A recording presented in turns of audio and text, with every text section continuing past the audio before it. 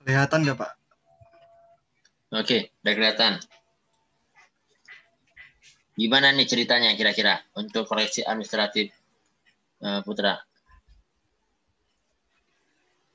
Jadi, Pak, kalau kelompok 1, kelompok kami, sebelum masuk ke alur koreksi, kan ada penagihan dulu, penetapan piutang. Nah, kalau wajib bayarnya tidak setuju atau keberatan dengan surat tagihan tersebut, wajib bayar bisa mengajukan koreksi administratif dan koreksi substantif. Kalau koreksi administratif itu disebabkan oleh kesalahan tulis. Kalau koreksi substantif disebabkan oleh kesalahan perhitungan. Nah, kalau ini adalah alur koreksi administratif. Alurnya yaitu wajib bayar. Dalam hal wajib bayar tidak setuju atas surat tagihan PNBP, wajib bayar dapat mengajukan permohonan koreksi terhadap surat tagihan PNBP secara tertulis kepada pimpinan instansi pengelola dan atau pimpinan mitra instansi. Nah, kemudian pimpinan instansi pengelola atau pimpinan mitra instansi pengelola memberikan jawaban atas permohonan koreksi administratif paling lama 10 hari kerja sejak permohonan koreksi diterima dan dinyatakan lengkap. Nah, kalau koreksi administratif kan kesalahan tulis saja. Jadi, dalam hal kurang bayar, lebih bayar, dan atau nihil, alur koreksinya sama, Pak. Oke. Jadi kurang lebihnya sama ya. Sama, Pak. Baik. Ya. Nah, kalau yang untuk penagihan nih sekarang nih. Siapa yang ingin maju untuk menjelaskan hasil dari kelompoknya seperti apa? Silakan.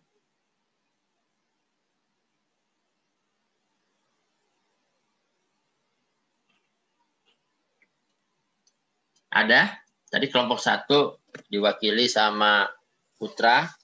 Nah, untuk kelompok lain, mungkin 1 udah dulu untuk itu. Nah, coba siapa kira-kira yang ingin maju menyampaikan penagihan PNBP, yang berkaitan dengan penagihan PNBP.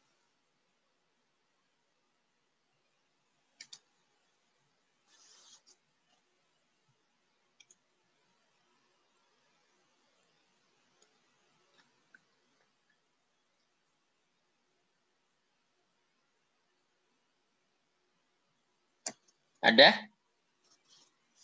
Tuh, pada diam.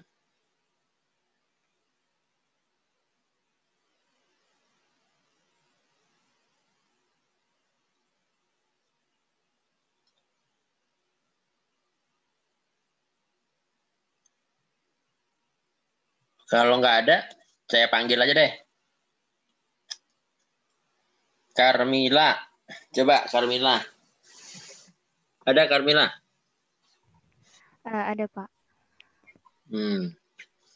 Coba, Carmila, sampaikan apa hasil dari diskusi kelompokmu. Baik, Pak.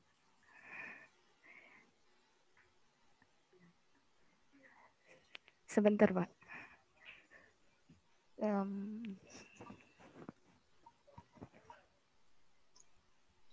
Udah bisa kan di-share hostnya, Putra? Bisa, Pak. Oh ya.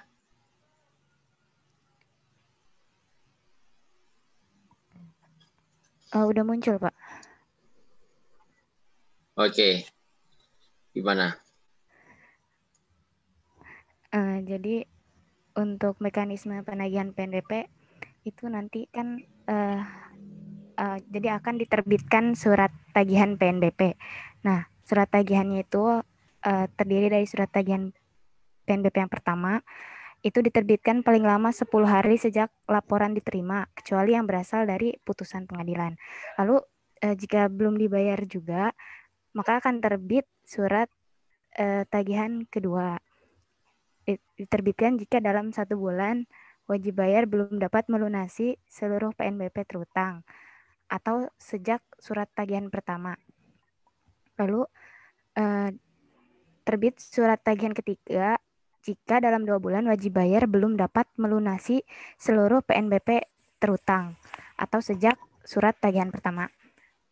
Lalu apabila dalam 3 bulan belum juga melunasi, maka penagihan PNBP akan diserahkan ke pihak PUPN. Seperti itu, Pak. Ya. Oke. Jadi ada total berapa bulan penagihan dilakukan oleh Satker atau mitra instansi? 3 bulan, Pak. 3 bulan, terus ada berapa surat tagihan yang dikeluarkan selama 3 bulan? 3, Pak. Ya, gitu ya. Oke. Nah, kalau sudah dilimpahkan ke PUPN ya, apakah Satker yang bersangkutan masih melaksanakan penagihan atau enggak? Tidak, Pak. Setahu saya tidak. Enggak ya? Enggak, Pak. Kalau dalam akuntansi, kalian kan pernah belajar tentang hutang tidak tertagih ya? Pernah nggak? Iya, Pak. Ya. Nah, kalau konsep hutang tak tertagih itu, ya, dia kapan dihapuskan atau dihapuskan dari hutang tak tertagih atau piutang tak tertagih maksud saya. Kapan dihapuskan? Dari akun piutang tak tertagihnya.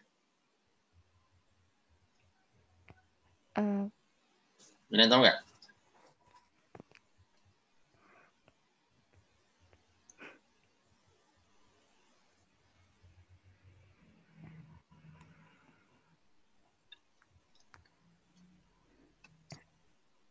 Gimana? Kalian tahu nggak?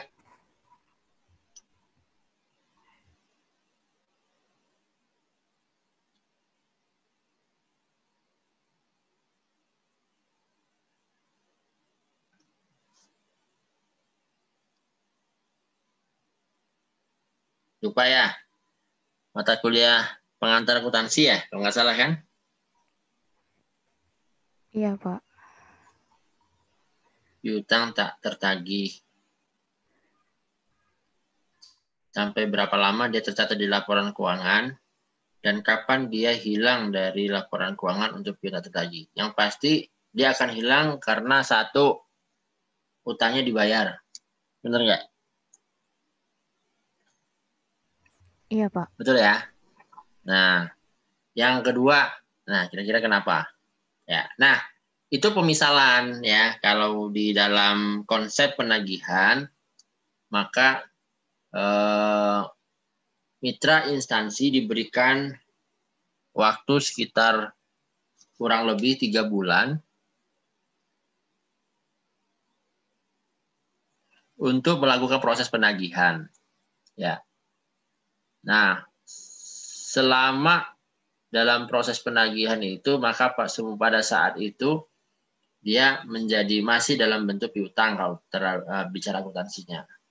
Kemudian ketika 3 bulan itu tidak dapat terpenuhi juga, maka mitra instansi atau instansi akan melimpahkannya ke PUPN. Di PUPN sendiri nanti akan menerima dan melakukan verifikasi dan hingga penjualan aset ya untuk menutupin kekurangan atau penagihan jumlah penagihan yang tadi. Nah, ketika pindah ke PUPN itu maka statusnya menjadi piutang tak tertagih. Ya. Nanti kalau misalnya sudah dibayar lalu diterima oleh PU, harusnya piutang tak tertagihnya menjadi hilang. Sampai sini bisa dipahami nggak? Bisa, Pak. Coba. Bisa ya. Nah, PUPR nanti akan menjual terus dan mengembalikannya ke kas negara. Ya, kurang lebih seperti itu untuk penagihan, ya. Jadi tolong dipelajari konsep dari penagihan ini ya, seperti apa.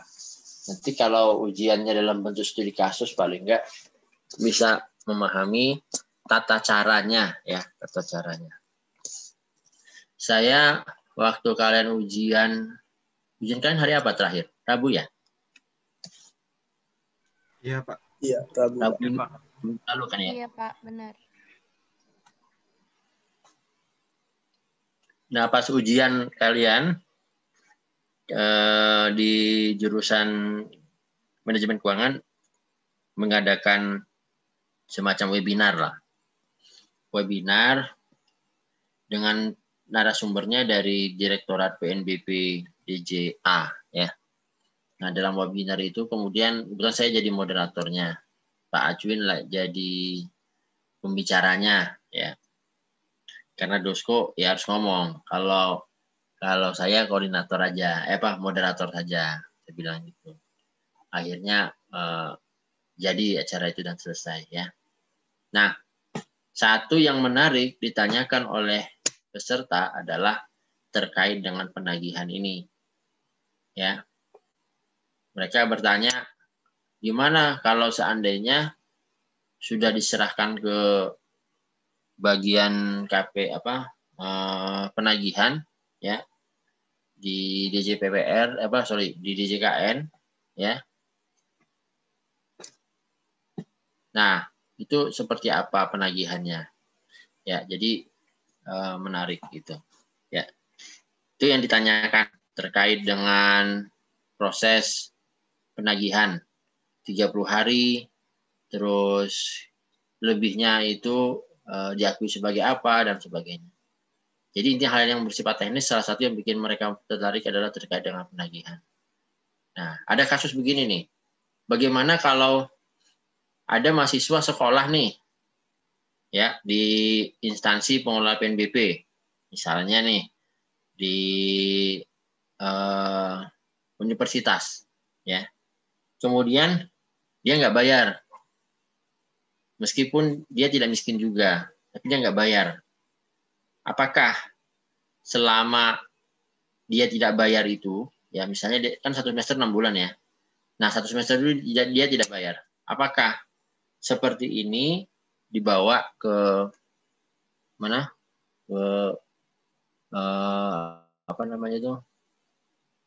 Dibawa ke PUPN. Nah, apakah dibawa? Terus bagaimana Satker dalam memposisikan diri terkait dengan mahasiswa yang tidak bayar ini? Apakah satu dipecat, yang kedua membayarkan denda, harus membayarkan denda, dan yang ketiga ya sebagai tambahan lah ya, perlu enggak seperti itu. Maksud saya paham nggak nih maksud saya? Bisa ya?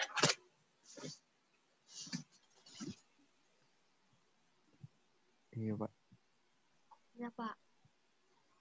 Ya, Bisa, Pak. jadi kasus ini waktu webinar belum sempat dibahas. Nah, saya nggak tahu nih, apakah kalian punya teman mahasiswa di PT lain yang ada bayar SPP-nya dan apakah ada dari teman-teman kalian itu yang menunggak SPP sampai lebih dari 3 bulan. Nah, kira-kira ada apa enggak? Lalu bagaimana memperlakukan mereka selama mereka menunggak? Nah, itu juga perlu dipikirkan. Ya. Jadi penagihan ini menjadi sesuatu yang baru dan banyak yang ditanyakan. Oke, sampai sini ada yang mau tanya kira-kira terkait dengan penagihan dan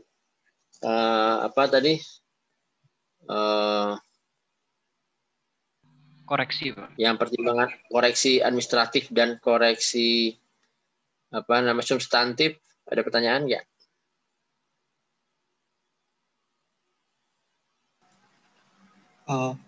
izin bertanya Pak, tapi tentang Ya. yang UKT tadi Pak. Ya, gimana? Memangnya masih ada ya Pak ya, itu universitas yang terkait pembayaran UKT-nya itu setelah dia kuliah. Maksudnya kenapa tidak universitas itu menerapkan prabayar gitu loh Pak. Jadi harus bayar dulu baru boleh kuliah gitu. Terima kasih Pak. Ya. Oke. Ya. Jadi Pandi, terima kasih ya pertanyaannya. Apakah ada? Ya saya jawab ada. Ya, khususnya di kemarin itu yang bertanya di Poltekkes ya, Politeknik Kesehatan. Ya, di Indonesia kan banyak itu Politeknik Kesehatan. Nah, kalau untuk yang di universitas umum itu biasanya mereka pakai pembayaran di muka kan. Kalau nggak bayar ya berarti nggak bisa ikut kuliah. Kan gitu ya. Nah, di Poltekkes mungkin sistemnya agak berbeda sedikit. Jadi modelnya seperti sekolah sepertinya ya. Jadi ada uang sekolah atau uang kuliah kemudian dibayarkan, namun tidak harus menunggu kuliahnya selesai. Jadi jawabnya ya itu ada ya.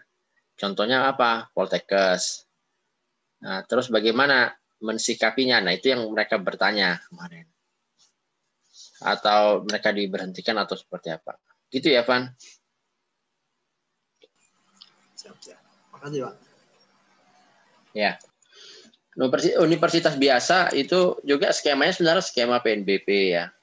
Meskipun ada namanya kan paling kecil kan BLU yang negeri ya. Kemudian setelah BLU ada director ya. Nah, yang model BLU ini kan penerimanya PNBP juga itu. Ya. Model penerimanya adalah PNBP juga. Jadi kayak misalnya kayak Pekenstan dia nggak ada PNBP dari kuliah. Jadi kalau kayak UI, Unsud, terus UNS itu kan pakai uang kuliah. Ya. Jadi mereka instansi pengelola juga ya, meskipun statusnya adalah BLU ya. Sampai sini bisa dipahami ya? Pak, izin Bisa. bertanya, Pak. Ya, silakan Mas Imam. Ini agak pengalaman ya Pak, pengalaman pribadi lah bisa dibilang. Jadi ada kenalan saya, dia udah nggak bayar uang sekolah 5 semester. Dia masih kuliah Pak. Nah, itu status dari, terus dia kayak diancam DO lah gitu. Tapi dia bayar, endingnya dia bayar, dan setelah itu diterima uangnya. Tapi kan itu udah lewat 3 bulan ya kan Pak, bahkan 5 semester. Ya. Nah itu status dari penerimaan itu gimana Pak? Ya, makanya ini menjadi hal yang menarik karena proses penagihan ini dengan norma waktu yang tadi yang kita bicarakan itu baru ada setelah Undang-Undang PNBP yang baru 2018. Nah, Undang-Undang PNBP yang lama itu ya ada terhutang, tetapi tidak diatur lebih detail atau lebih sistematik seperti yang baru ini. Itu. Jadi kalau misalnya tadi temennya Imam ada yang sekolah bertahun-tahun nggak bayar, kemudian terakhir dibayar, ya mungkin dalam bayangan saya dia itu disuratin terus, ditagih terus kan, ditagih. Nah kemudian diancam bahwa nanti akan dikeluarkan sehingga dari pihak keluarganya itu mencoba melunasi ya supaya kuliahnya tidak terganggu. Jadi itu era sebelum 2018 mungkin. Bener nggak kayak gitu kira-kira, Mas Imam? Iya kayaknya. Iya. Ayah saya sih Pak, bukan teman. Kenapa? Orang tua Kamu? saya. Enggak. Orang tuamu. Kenapa? Iya. Ya rame-rame mereka, Pak. Oh, Satu dulu. angkatan kayak enggak, baru ini masih kuliah ini. S3. Oh, masih kuliah. Iya. Oke. Alasannya kenapa? Waktu itu kenapa ya? Kalau nggak salah karena kayak nggak jelas gitu gimana mekanisme kuliahnya pokoknya. Dan makin lama makin ngaco. Ya udah Pak, kayak orang tuh jadi nggak mau bayar, rame-rame nggak mau bayar. Dan dari pihak kampusnya juga takut kan akreditasinya bakal turun karena rame banget kalau mau di DO semua. Iya. Tapi kalau boleh tahu kampusnya swasta apa negeri? Negeri. Oh. Iya, Pak. Ya berarti lucu, Pak. ya berarti mungkin ini apa namanya? Poinnya ya dia belum melaksanakan yang baru ini ya. PP 58 ini belum dijalankan sama dia. Ya mungkin baru karena tahun 2020 ya.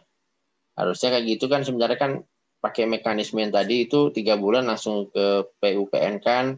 Terus yang bersangkutan nanti akan dikenakan denda dan macam-macamnya itu. Sehingga harus dibayar. Mungkin kedepannya kayaknya nggak akan seperti itu deh kayak Imam. Kayaknya. Karena beberapa PT sudah ada atensi itu. Sudah tertarik untuk memperdalam. Gitu. Oh iya kayaknya. Oke ya. Kayaknya iya Pak. Dan itu menarik kenapa? Karena apa namanya ya? Kalau kalian sih belum KTTA ya. Kalau kakak tingkat kan sudah pada KTTA. Nah itu berbicara tentang psikologi orang yang tidak membayar PNBP itu menarik untuk dikaji ya. Kenapa sih ada kecenderungan atau misalnya dalam satu satker ada orang-orang yang tidak mau bayar. Nah itu dilihat dari motifnya dan macam-macam itu kenapa. Nah itu menarik gitu ya. Kebetulan kan kalian kan belum nulis ya. Jadi kalau misalnya mau menulis juga nggak apa-apa ya. Oke. Baik ya. Itu terkait dengan penagihan. Ada lagi yang ingin bertanya? Sebelum kita lanjut ke materi berikutnya.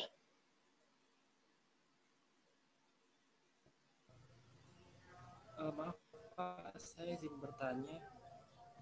Ya, gimana Mas Fani?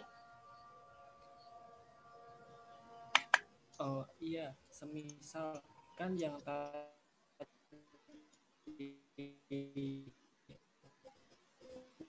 dari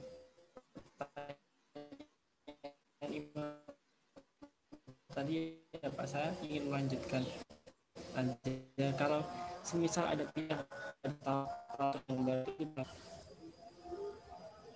Suaranya agak jauh Mas Fani. Kurang kedengaran. Bisa diulang nggak kira-kira?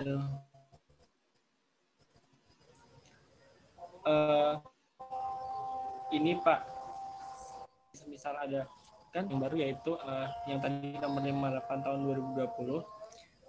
Terus semisal ada pihak yang menjalankannya itu berpegang teguh masih pada peraturan yang lama, tidak peraturan yang baru yang tahun 2020 ini Pak. Apakah itu termasuk suatu pelanggaran? Ya, kalau untuk bagaimana proses transisinya, kalau kasusnya ya kejadiannya itu sudah berjalan mungkin ada 1 tahun penagihannya dilakukan dan tidak mau gitu ya. Lalu ada peraturan yang baru, maka dia akan dikonversi ya. Lamanya itu lebih dari 3 bulan enggak? Kalau lebih dari 3 bulan, maka bisa langsung dilimpahkan ke PUPN. Ya, tetapi di sana ada syaratnya tuh, secara administrasinya supaya nanti tidak kena gugatan ya. Tidak kena gugatan. Apa syarat administrasinya? Satker harus sudah menyampaikan surat penagihan sebanyak 3 kali. Ya, sebanyak 3 kali. Nah, tinggal dilihat nanti satkernya apakah melakukan atau menerbitkan surat penagihan enggak. Kalau dia menerbitkan, maka dia bisa langsung ke PUPN melimpahkan tadi tagihan-tagihan tadi ke PUPN. Nanti PUPN yang akan menyita. Jadi kayak jurusita ya PUPN ini ya. PUPN ini kayak jurusita. Jadi dia nanti akan memanggil, kemudian menghitung asetnya. Kalau misalnya ada asetnya yang bisa dijual untuk menutup, maka akan dijual. Ya. Nah, bagaimana kalau dia tidak melakukan proses administrasi tadi? Ya kalau dia tidak melaksanakan, maka sebaiknya dia harus melaksanakan dulu sebelum dilimpahkan ke PUPN. Kenapa mendahului misalnya ya? Atau tidak mendahului, tidak boleh mendahului, karena kalau mendahului nanti akibatnya akan menimbulkan gugatan. Ya, gugatan siapa ya? Wajib bayarnya akan menggugat. Jadi kurang lebih seperti itu, Mas Iwan. Gimana? Bisa dipahami ya? Iya Pak. Terima kasih Pak. Ya. Oke.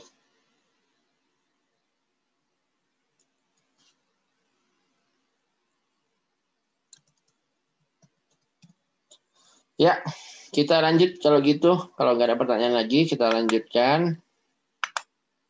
Nah, materi kita hari ini kita bicara tentang pemeriksaan, ya.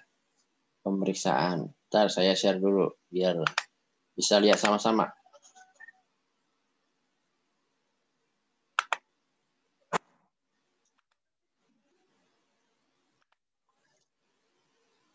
Sudah terlihat belum? Sudah, Pak. Sudah ya? Ya. Oke.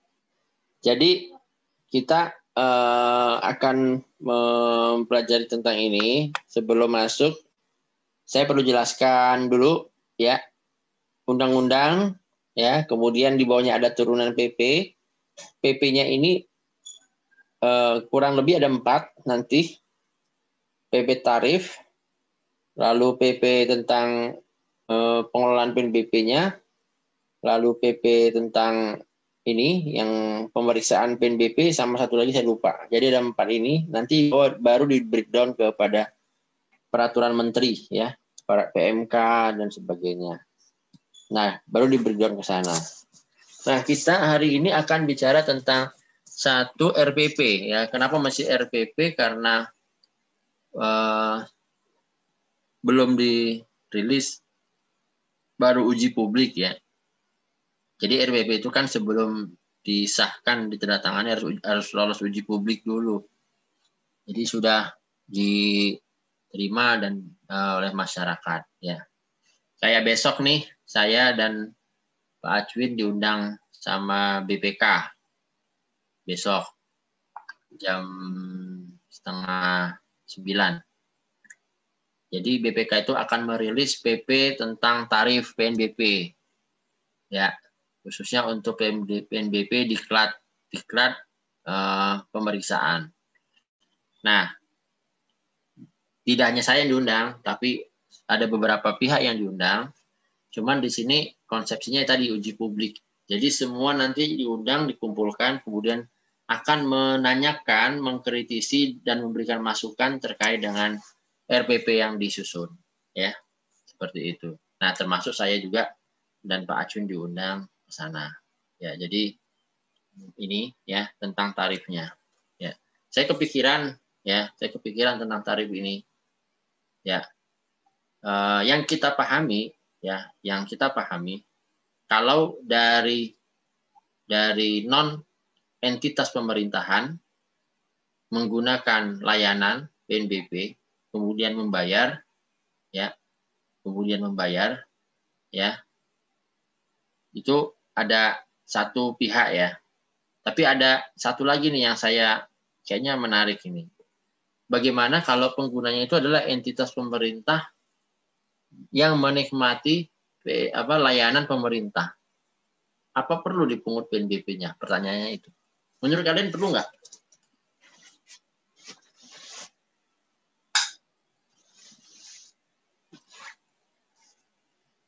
Gimana kira-kira? Perlu nggak dipungut? Gimana tadi Pak? Agak nggak dengar tadi Pak. Jadi yang kemarin kita udah bicara tentang tarif ya. Tarif itu kan ditujukan kepada pengguna PNBP, ya kan? Nah, pengguna PNBP ini kan bisa macam-macam. Bisa masyarakat, bisa instansi pemerintah, bisa pegawai pemerintah, ya. Nah, pertanyaannya adalah kalau kita bicara misalnya nih masyarakat menggunakan fasilitas atau menyusun paspor di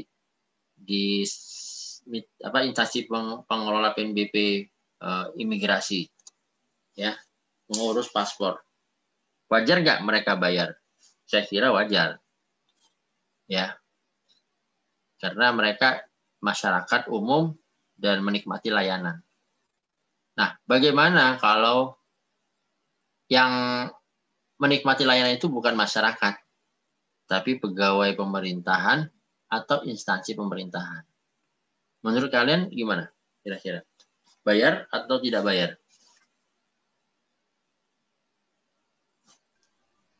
Tergantung sih Pak, urgensinya untuk apa. Oke, tergantung urgensi. Kalau urgen gimana Putra? Bayar?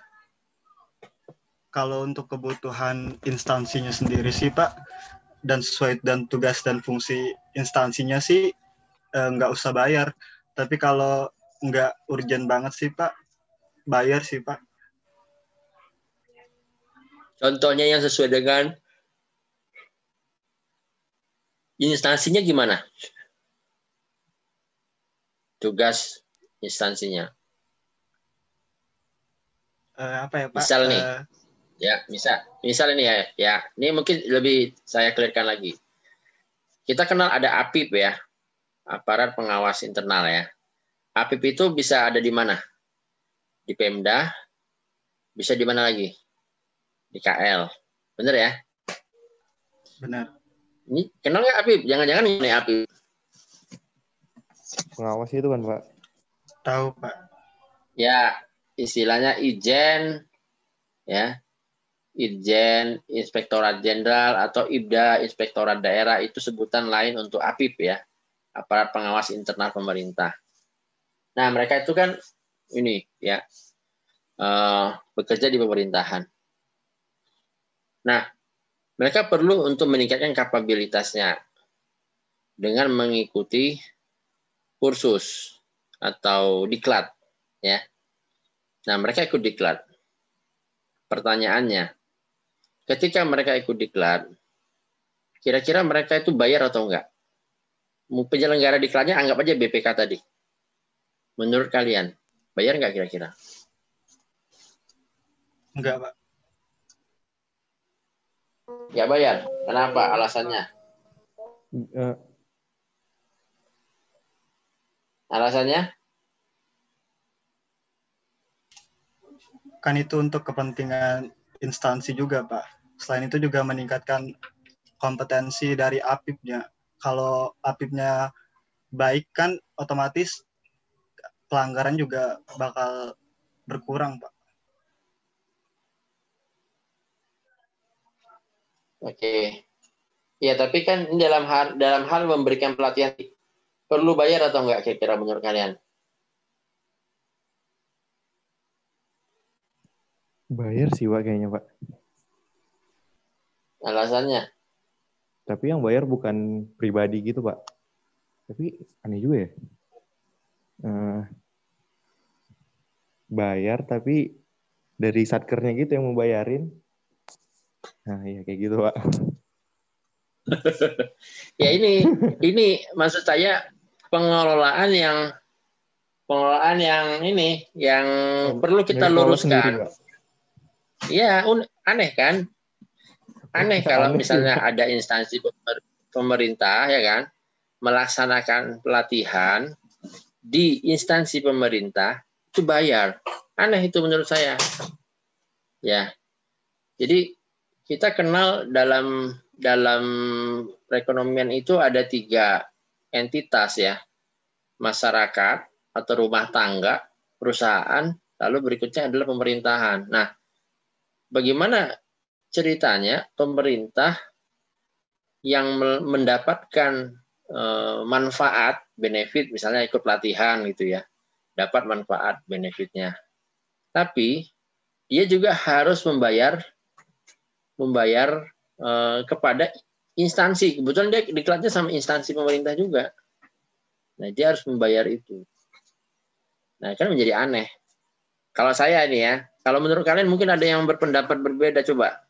Barangkali kan ada belajar tentang ilmu hukum atau apa yang kemarin di tingkat 1 bisa bercerita. Gimana kira-kira?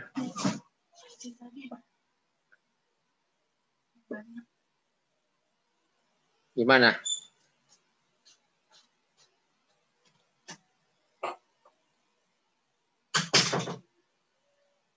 Ada yang berpendapat?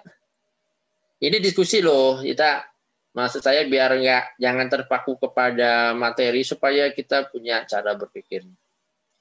Gimana menurut kalian? Ya, saya sama tadi Pak, kayak punya Bapak yang satkernya bayar ke satker lain.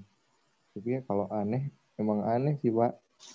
Kalau untuk penyelesaiannya gimana, yang saya belum kepikiran Pak kalau untuk itunya. Ya. Oke, Mam. Yang lain coba nih. Ada macam-macam nih yang ada 28 kepala pasti punya 28 cara pandang yang berbeda kan?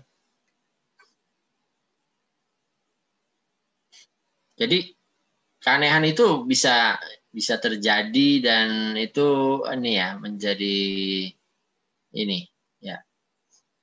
Contoh begini ya. Kalau di instansi pemerintah nih ya. Saya misalnya nih Kementerian Keuangan. Saya ngajar terkait dengan kompetensi saya, tusi saya ya kepada KL, ke KL nih.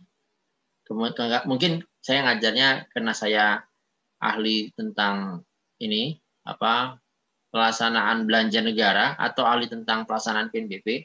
Saya diundang nih sama KL. Kemudian ketika saya diundang KL, saya jadi narasumber. Nah, setelah selesai jadi narasumber, saya mendapatkan fee atas atau imbal jasa ya atau honor atas penjelasan saya kepada tadi instansi yang mengundang saya tadi, misalnya taruhlah KL imigrasi gitu ya. Ya ingin jelasin tentang pengelolaan PNBP, narasumbernya saya itu terima honor di sana. Ya, dan itu resmi, bukan nggak resmi. Ada hitungannya di dalam standar biaya umum. Kalau kalian belajar tentang perencanaan anggaran, itu ada hitungannya di standar biaya umum. Belanja jasa profesi, nah di situ ada honor saya. Nah di sisi lain, saya keluar dari kantor itu pada jam kerja, dan saya diberikan surat tugas. Kalau makna surat tugas itu apa makna surat tugas? Surat tugas itu kan maknanya kan kita melaksanakan tugas sesuai dengan kompetensi kita. Bukan kita melaksanakan hal lain di luar tugas kita. Bahkan di jam kerja lagi. Kan? Nah, dikasih surat tugas itu, tapi dibayar. Kalian pernah bahas ini nggak di perencanaan?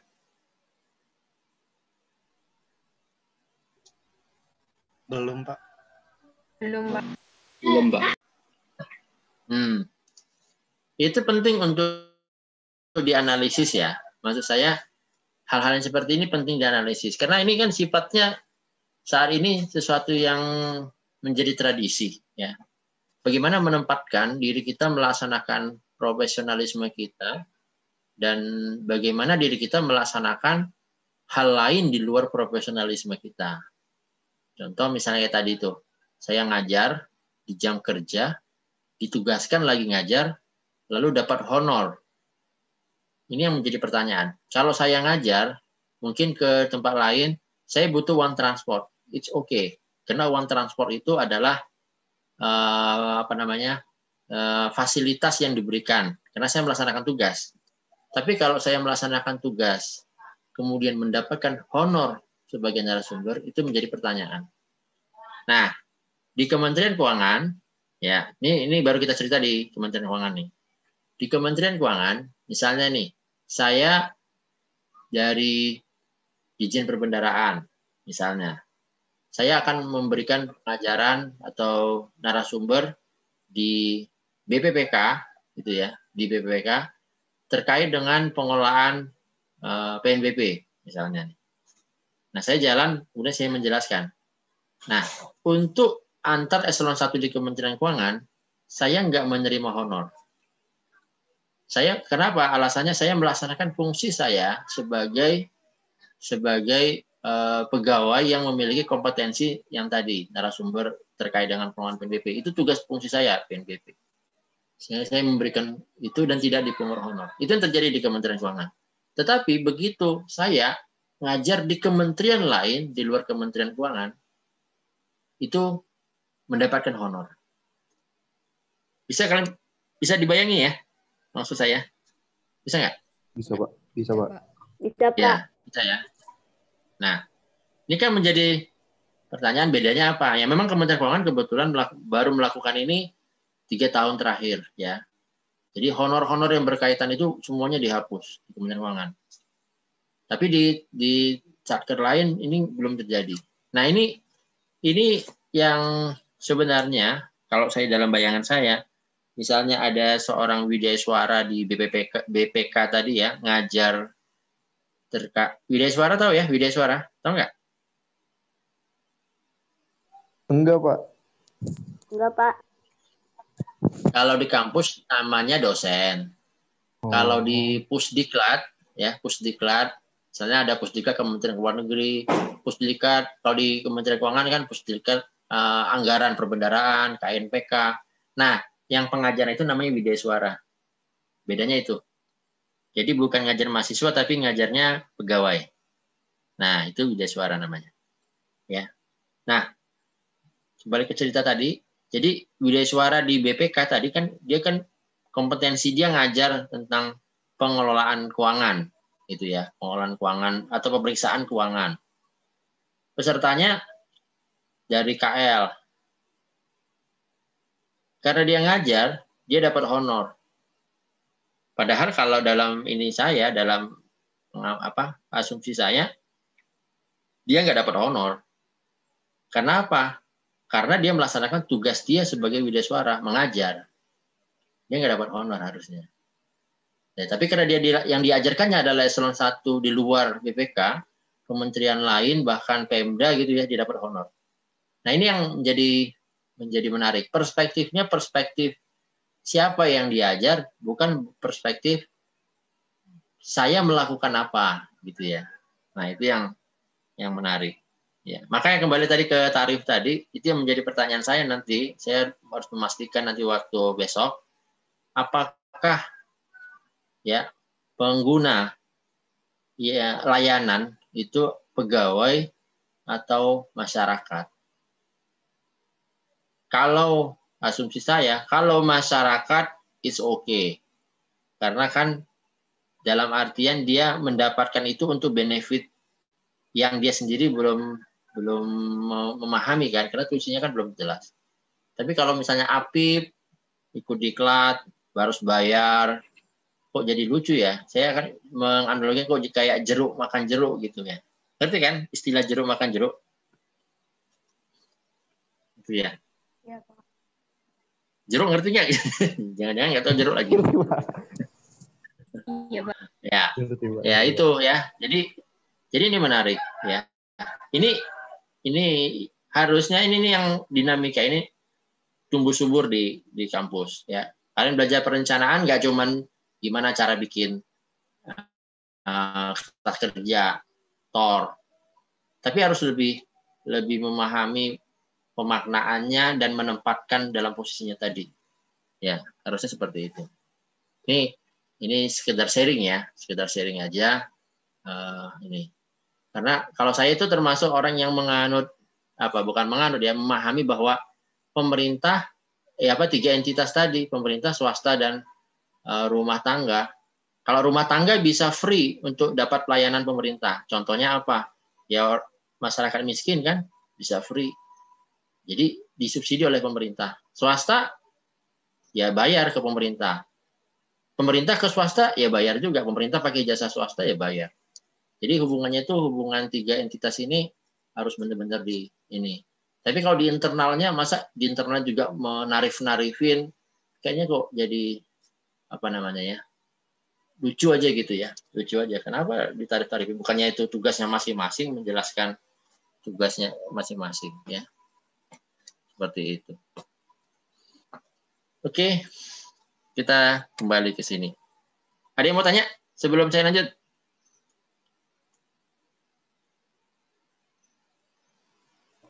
Pak, ya, Pak. Mau bertanya, Pak?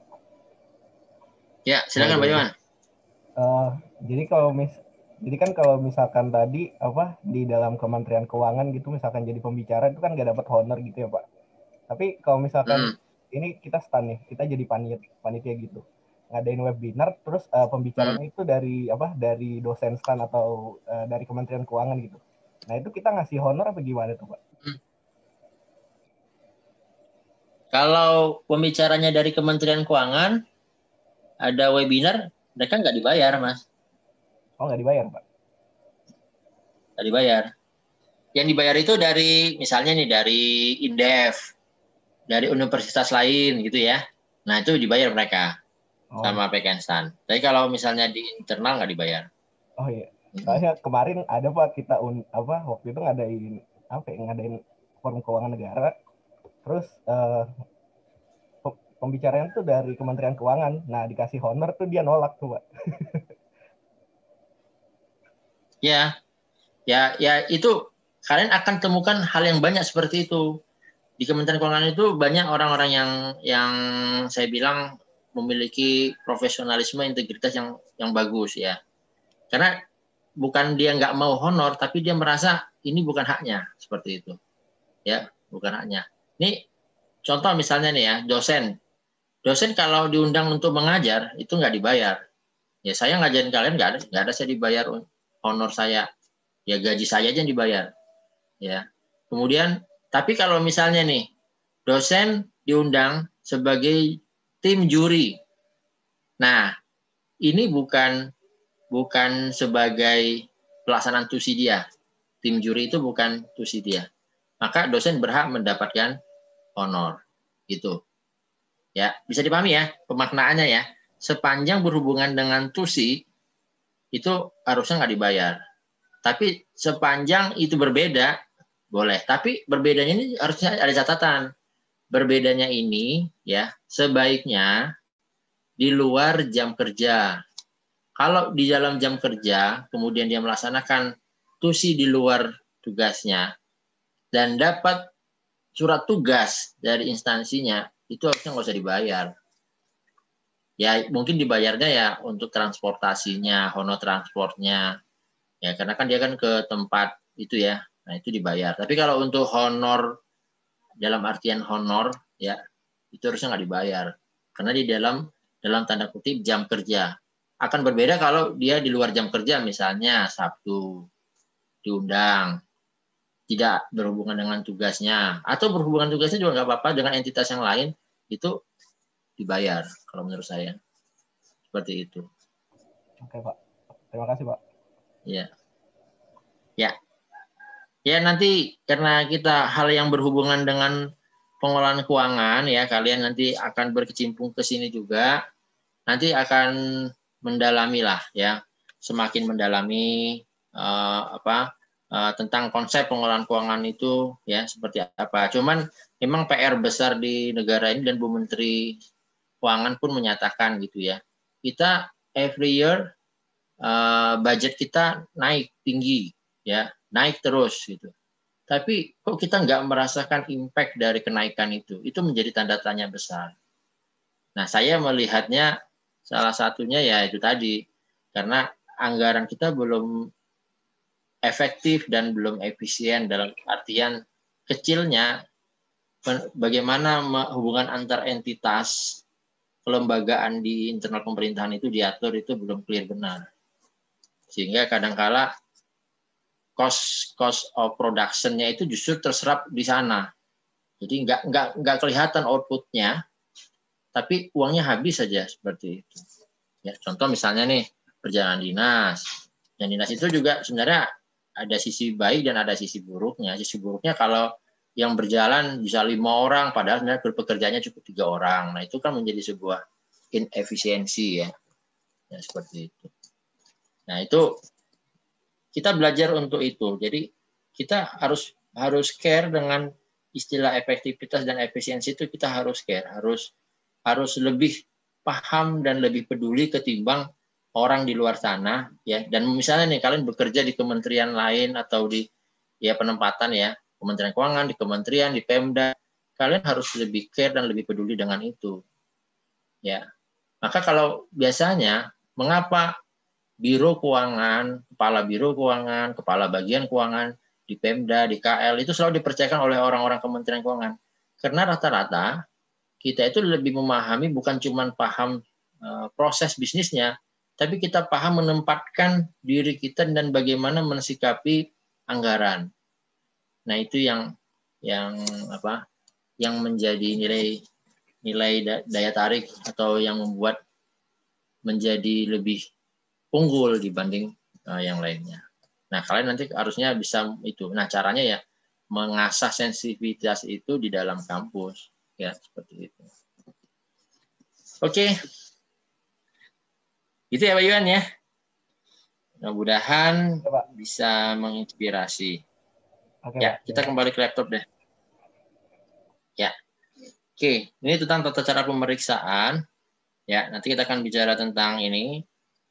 Nah, ini terus terang ini sifatnya teoretikal ya. Jadi tugas kita nanti akanlah mencari hal yang sifatnya aktual ya atau praktikal ya dalam pengelolaan PNBP. Nah, itu yang harus kita bisa hadirkan di dalam kelas. Ini ada isu ini kira-kira bagaimana? Ada kejadian ini kira-kira bagaimana? Nah, ini kita diskusikan ya. Tapi untuk hari ini saya akan masukkan ini dalam sifatnya lebih ke teoretikal ya. Karena kita kalian perlu memahami dulu dan mempelajari dulu konsepsinya. Oke. Nah, ini adalah latar belakang ya. Jadi pasal 57 turunan dari pasal 57 itu ada tentang pemeriksaan. Maka disusunlah RPP tentang tata cara pemeriksaan. Ya.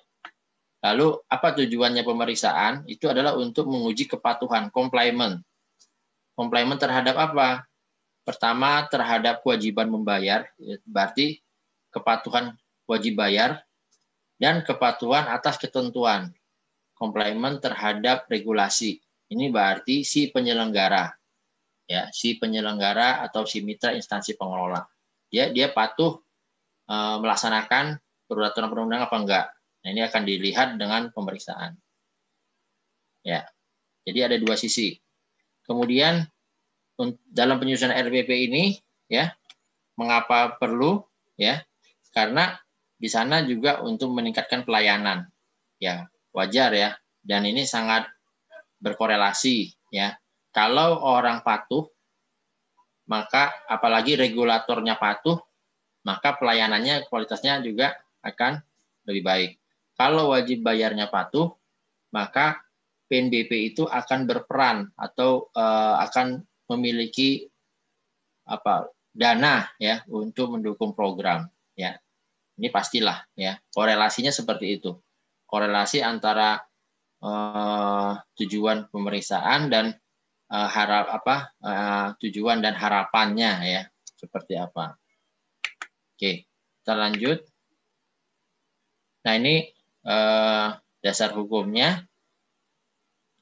Ini nanti kalian baca sendiri. Lanjut. Nah, ini sistematikanya di dalam RPP ini. Jadi ada 6 bab. Pertama, ketentuan umum. Lalu nanti siapa yang menjadi instansi pemeriksa. Ya. Kemudian ada bab tentang pemeriksaan PNBP. Material apa yang diperiksa. Lalu bagaimana tindak lanjut atas laporan hasil pemeriksaan, dan yang berikutnya bagaimana memonitor dan mengevaluasi tindak lanjutnya, dan terakhir penutup. Jadi ini sistematikanya. Mulai dari hal yang sifatnya umum, instansi yang memeriksa siapa, terus proses pemeriksaannya bagaimana, lalu bagaimana tindak lanjut pemeriksaannya, dan bagaimana monitoring atas penyelesaian tindak lanjut. Jadi produk dari pemeriksaan itu adalah laporan hasil pemeriksaan. Tapi outcome atau dampak dari pemeriksaan itu adalah tindak lanjut laporan pemeriksaan, laporan hasil pemeriksaan. Ya, ini mohon bisa dicerna secara baik ya, seperti itu. Oke, nah berikutnya apa saja yang diatur ya? Yang diatur di sini beberapa terkait dengan tata caranya, yaitu satu, pemeriksaan PNBP dilakukan oleh instansi pemeriksa. Jadi ada instansi pengelola, itu untuk pengelolaan PNBP, ada instansi pemeriksa. Ya. Nah, instansi pemeriksa itu siapa? Yaitu badan yang menyelenggarakan urusan pengawasan keuangan negara dan pembangunan. Jadi di sini berarti bisa kita terjemahkan ya menjadi dua badan, satu yang di internal yaitu BPKP dan Ijen atau inspektorat, yang kedua di eksternal pemerintah yaitu BPK. Jadi ini adalah instansi pemeriksa. Lalu pemeriksaan itu bisa dilakukan atas permintaan. Jadi pemeriksaan itu ada yang sifatnya reguler. Ya, reguler itu pemeriksaan itu ya mungkin setahun itu 2 kali bahkan sekali ya. Tapi dalam situasi tertentu bisa diminta oleh menteri atau instansi pengelola ya. Kemudian hal lain yang perlu dipahami adalah pemeriksaan ini merupakan last resort. Last resort itu apa? Ending ya. Kalau dalam perbankan itu kan Bank Indonesia sebagai the last resort lender ya. Kalian udah belajar belum tentang makro atau mikro yang berhubungan dengan sistem moneter? Sudah, Pak. Ya? Sudah. Pernah ya? Udah ya? Bisa. Maksudnya itu kan juga last resort ya, Bank Indonesia. Nah, di sini dia juga sebagai last resort dalam hal pemeriksaan. Jadi setelah ini tidak ada lagi pemeriksaan lain. Ini yang paling akhir lah, gitu. Ya. Nah, hasilnya itu dalam bentuk RHP yang akan ditindaklanjuti. Ya. Oke. Berikutnya.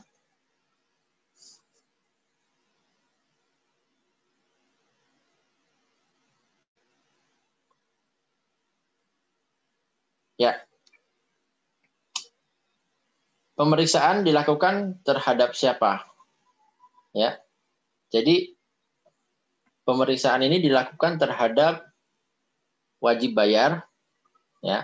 Kenapa wajib bayar diperiksa? Karena dia melakukan proses perhitungan sendiri atau self assessment ya. Dan dia juga melakukan pembayaran dari hasil perhitungan instansi pengelola yang disebut dengan official assessment. Jadi baik self dan official ini menjadi ruang pemeriksaan atau cakupan dari pemeriksaan terhadap wajib bayar. Jadi ketika sudah dibayar PNBP-nya, wajib bayar bukan berarti sudah bebas ya, tapi dia mungkin pada satu saat dia akan diperiksa oleh pihak pemeriksa, instansi pemeriksa PNBP. Tapi tidak semua ya.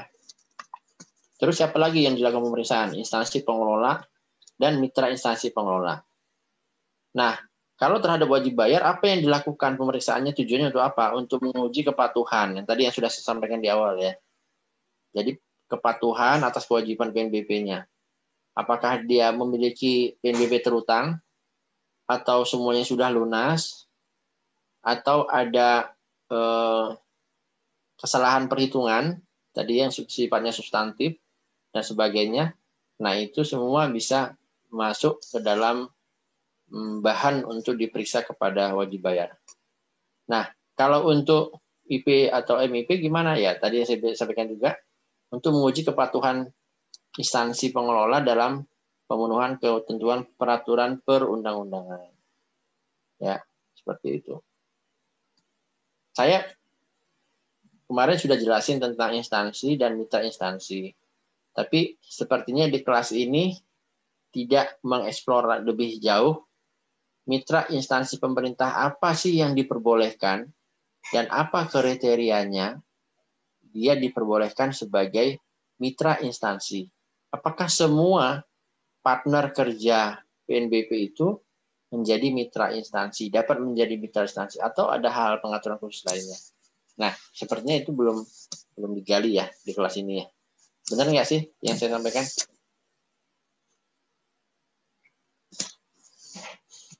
Iya, Pak. Ya, Pak, belum. Oke, coba ini menjadi bahan supaya kita bisa tuntas dalam pengawasan PNBP. Coba kelompok, ini kelompok aja, masing-masing kelompok rumuskan. Sebenarnya yang dimaksud dengan mitra instansi pengelola itu siapa? Ya. Terus dalam pekerjaan apa? Contohnya, ya misalnya. Dan apakah semua mitra instansi itu atau semua pihak itu bisa menjadi mitra instansi? Contoh nih, kalau misalnya nih, Satker ya punya parkir, ya punya tempat parkir. Tempat parkir ini kemudian dimonetisasi. Tahu dimonetisasi kan? Istilah monetisasi ini kalau kita bicara tentang startup itu bisa, bukan startup yang Korea ya, startup dalam artian ini ya, usaha baru. Biasanya itu ada kata-kata monetisasi. Sudah dimonetisasi atau belum? Maksudnya itu sudah memiliki nilai uang atau belum? Nah, itu ya. Jadi parkir itu dimonetisasi, maksudnya di istilah lain dikomersilkan lah, istilah lainnya gitu ya, dikomersilkan. Nah, kalau parkir itu dikomersilkan, kemudian dia menggait koperasi sebagai pengelola parkir, pertanyaannya, apakah koperasi ini disebut dengan mitra instansi atau enggak? Ini contoh kasus, ya, contoh kasus. Nanti mungkin kalian bisa punya kasus yang lebih banyak lagi kejadiannya untuk KL-KL yang berbeda. Ya, monggo silahkan. Tapi coba minggu depan nanti kita diskusikan terkait dengan mitra instansi pengelola. Bisa dipahami ya, kira-kira? Bisa, Pak. Bisa, Pak. Oke.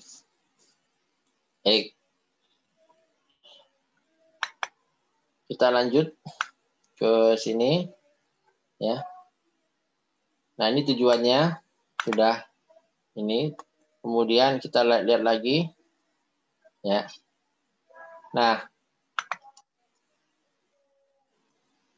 jadi ada situasi di mana menteri atau instansi pengelola itu meminta untuk diperiksa atau melakukan pemeriksaan. Ya. Pertama, triggernya atau sumbernya dari hasil pengawasan instansi pengelola. Jadi ketika melaksanakan pengawasan, ya itu ditemukan ya ada wajib bayar yang memiliki utang, yang belum membayarkan dan sebagainya. Ya. Nah, ini bisa menjadi trigger. Yang kedua, ada indikasi ketidakpatuhan.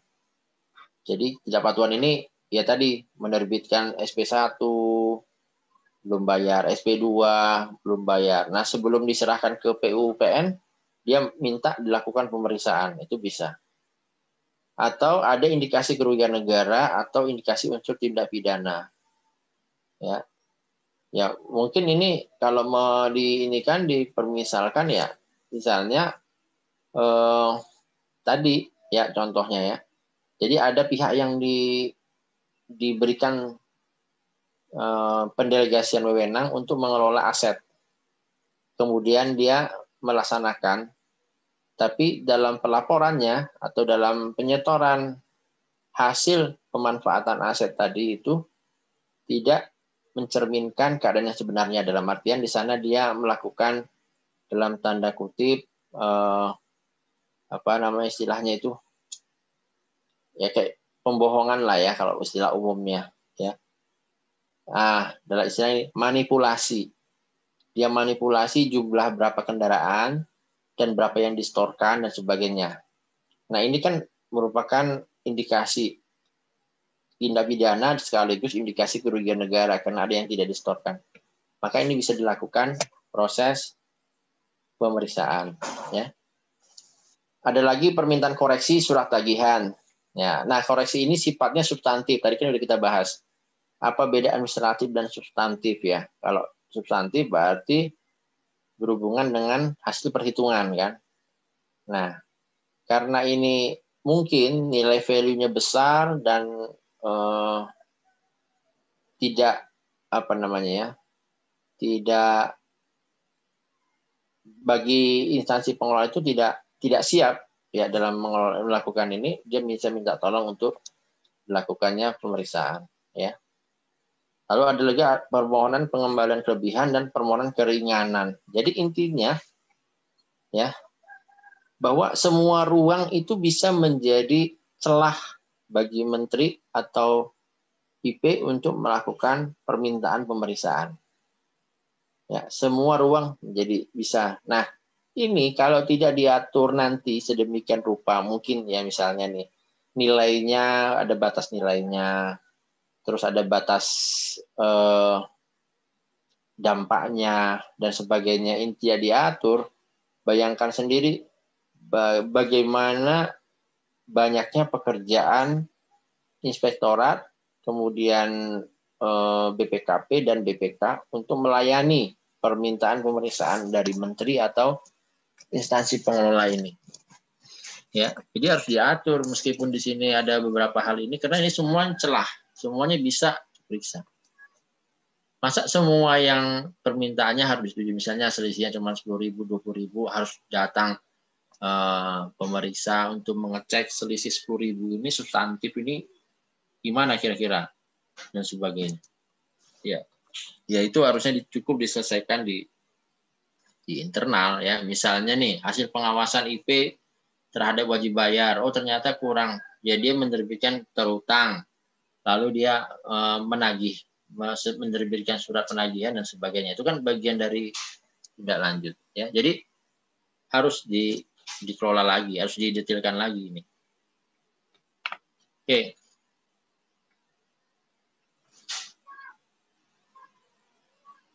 Nah, kalau ini ya, ini terkait dengan instansi pengelolanya. Jadi instansi pengelolanya ini memiliki indikasi apa? Ya, satu ada indikasi pelanggaran, indikasi kerugian, hasil pengawasan intern pemerintah, dan hasil pengawasan menteri. Ya, jadi ada 4 hal ini yang permintaan menteri untuk memeriksa instansi pengelola. Ya, jadi selain kepada wajib bayar, juga bisa permintaannya untuk memeriksa instansi pengelola, ya, indikasi dan sebagainya. Tetapi tidak menutup kemungkinan ini nanti bisa turun ke wajib bayar. Jadi ini kayak tidak terpisah ya. Contoh misalnya di item nomor 2, adanya indikasi kerugian negara atau indikasi tindak unsur pidana. Ya, bisa aja ini bukan karena kesalahan IP, tapi kesalahan si wajib bayar. Tapi dalam pemandangan seakan-akan itu kesalahannya instansi pengelola. Bisa aja ya. Bukan tidak mungkin. Gitu. Ya, nomor 1 juga sama. Ya, contoh nih. Ada anak pejabat tinggi. Dia parkir 3 bulan nggak bayar. Tapi tidak ada surat penagihan. Menteri melihatnya bahwa IP tidak berkinerja. Ada indikasi pelanggaran, tidak melaksanakan pemungutan pajak.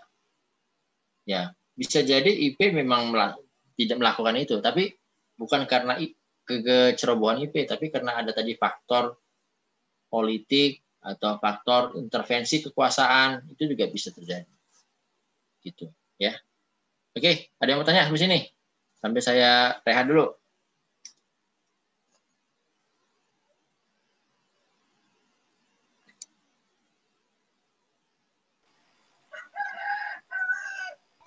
Mau tanya Pak, dari contoh Bapak tadi, instansinya tetap kena sanksi Pak, atau enggak? Yang mana? Yang terakhir, contoh yang terakhir. Iya Pak. Ya, kalau secara administratif, ya tetap kena. Tetapi terjadi pelebaran objek pemeriksaan, kan? Kalau misalnya tadi awalnya menteri minta memeriksa instansi pengelola. Kemudian ketika diperiksa ternyata ada kontribusi wajib bayar yang tadi tidak sengaja tidak melaksanakan pembayaran. Ya, itu bisa menjadi diperluas, dan kalau secara administrasi dua-duanya harusnya kena. Instansi pengelola tidak melaksanakan undang-undang, wajib bayar tidak melaksanakan kewajiban. Jadi dua-duanya kena. Ya. Nah, itu bisa terjadi, ya. Baik Pak, terima kasih. Nanti tinggal banyak kasus-kasus sebenarnya nih ya yang menarik gitu ya. Ya, contoh misalnya polisi aja misalnya. Kalian bayar SIM untuk polisi berapa untuk pengurusan SIM? Ya, kalian bayarnya resmi. Kemudian sesuai tarif enggak? Ada selisih misalnya. Ini kan objek yang bisa diperiksa. Instansinya tidak melaksanakan atau melakukan pelanggaran terhadap perundang-undangan, adanya pungutan liar. Tapi di sini klausul permintaan pemeriksaan itu tidak diminta oleh wajib bayar. Misalnya ini ya, masyarakat minta pemeriksaan, ya bisa. Karena pemeriksaan itu hanya bisa dilakukan atas permintaan menteri dan instansi pengelola. Nah, bagaimana masyarakat supaya bisa memaksa ini? Ya, masyarakat ngadu ke Kapolri. Nah, kalau Kapolrinya menyatakan bahwa iya ini benar, dia akan minta pemeriksaan. Kalau di polisi namanya ada Irwasum ya, Inspektorat Pengawasan Umum kan, atau Irwas apa itu saya lupa tuh lagi. Nah, dia akan melakukan pemeriksaan, ya. Hanya sampai di situ aja peran dari citizen atau masyarakat tadi. Hanya bisa meminta, tapi bukan langsung meminta ke pemeriksa, tapi meminta ke menteri. Bagaimana kalau Kapolri yang nggak menganggap itu sebuah pelanggaran? Ya nggak ada pemeriksaan. Seperti itu, ya. Jadi dalam hal ini ada hal yang menarik di sini. Pengawasan publik terkait dengan pelaksanaan PNBP itu seperti apa? Ini harus kita dalamin. Ya, apakah masyarakat itu diberi ruang untuk melaksanakan pengawasan publik atas pungutan PNBP yang dilakukan oleh instansi pengelola? Nah, kalau misalnya diberi ruangnya yang mana? Ya, nah ini menjadi menarik. Itu bahan yang harus kita kupas habis supaya kita bisa menjelaskan kepada masyarakat nanti bahwa Anda memiliki kewajiban ini, namun memiliki hak untuk ini dan sebagainya. Jadi ada keseimbangan. Ya, kan konsep demokrasi itu kan keseimbangan, check and balance kan. Kalau satu udah mulai tidak bisa dicek, maka mulai berlaku oligopoli atau monopoli ya dalam teori ekonominya. Jadi kalau misalnya semuanya bisa dicek, maka disebut dengan konsep keseimbangan, demokrasi, pasar persaingan sempurna dan sebagainya. Gitu. Oke. Lanjut. Ya. Nah, ini Menteri IP terhadap mitra. Ini tadi yang kasus yang koperasi tadi ya. Jadi ada pelanggaran dan sebagainya. Ya. Jadi pemeriksaan di sini adalah sifatnya institusional. Dan di negara kita pemeriksaan itu memang selalu institusional. Ya. Apakah bisa pemeriksaan dilakukan oleh kantor akuntan publik atau lembaga otonom di luar pemerintahan? Nggak bisa. Karena yang dianggap sebagai di luar pemerintahan itu adalah BPK. Jadi cukup BPK sebagai representasi dari akuntan publik tadi yang melakukan pemeriksaan keuangan negara. Ya, seperti itu. Oke. Ini kurang lebih ininya. Ya. Jadi indikasi pelanggaran, indikasi kerugian, dan hasil pengawasan ya. Ya, yang itulah yang tadi yang sudah kita pahami ya. Nah, bagaimana proses pemeriksaannya? Nah, ini yang perlu kita pelajari. Ya. Pertama, ada beberapa langkah mulai dari pemeriksaan lapangan ya. Kalau dalam penelitian namanya observasi. Lalu ada temuan, tanggapan, lalu pembahasan, LHP dan tindak lanjut. Jadi pemeriksa itu tidak serta-merta bikin LHP. Dia harus pertama melihat dulu, memeriksa dulu. Kalau pemeriksaan lapangan itu bisa dokumennya diperiksa satu persatu. Bisa berikutnya investigasi, ya, melihat apa yang dilakukan ya oleh orang atau oleh si objek terperiksa tadi. Nah, setelah itu dia akan menyusun temuan. Temuannya apa aja disusun tuh. Ya. Nah, temuan ini disampaikan kepada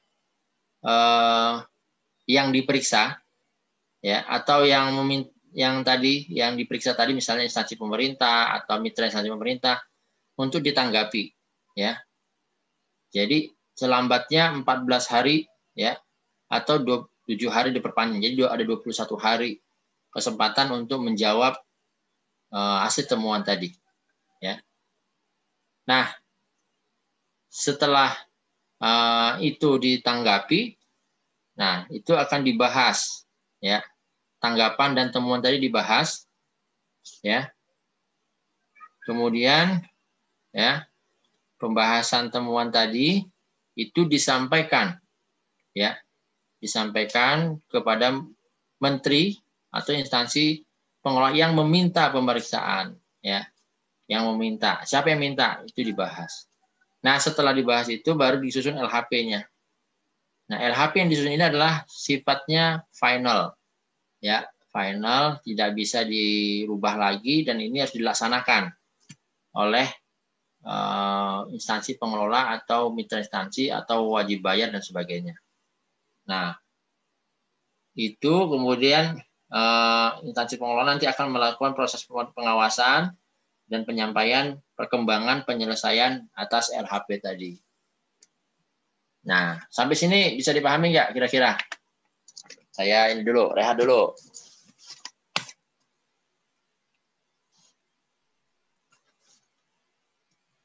Bisa dipahami? Atau ada yang bertanya silahkan.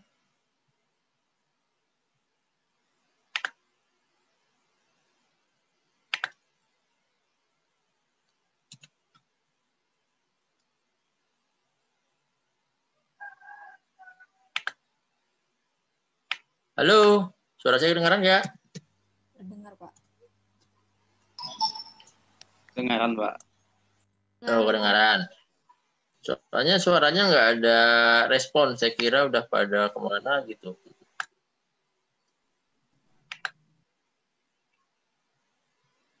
Ada pertanyaan atau ada hal yang ingin disampaikan? Mungkin buat ini kita, bahasan kita. Izin bertanya, Pak. Ya, silakan, Mbak.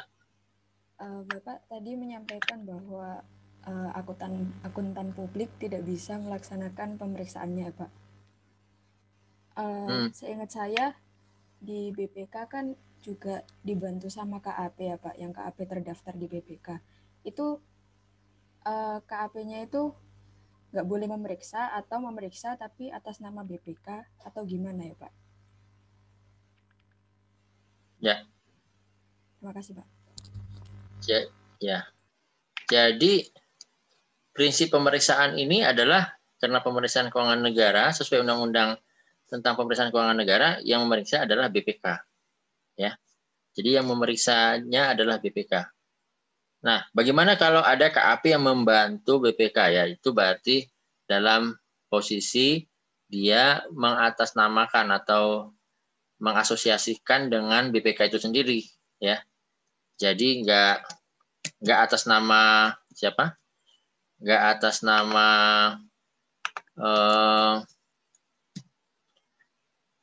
kantor akuntan publik itu, gitu.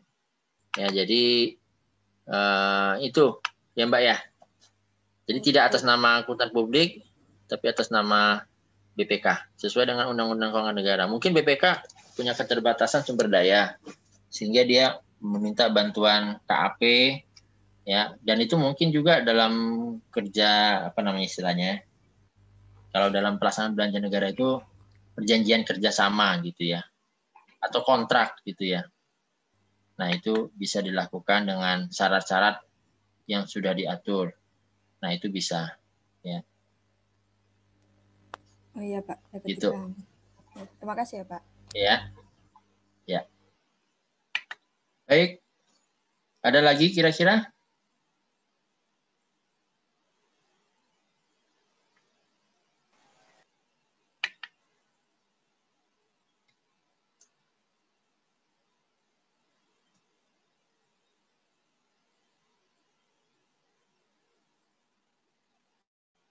Kalau nggak ada, saya lanjutkan ya. Materinya tinggal sedikit lagi nih.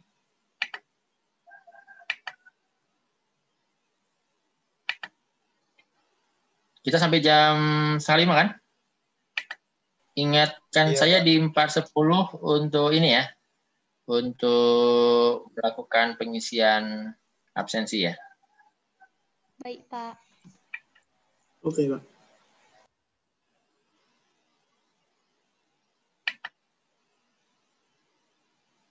Ya.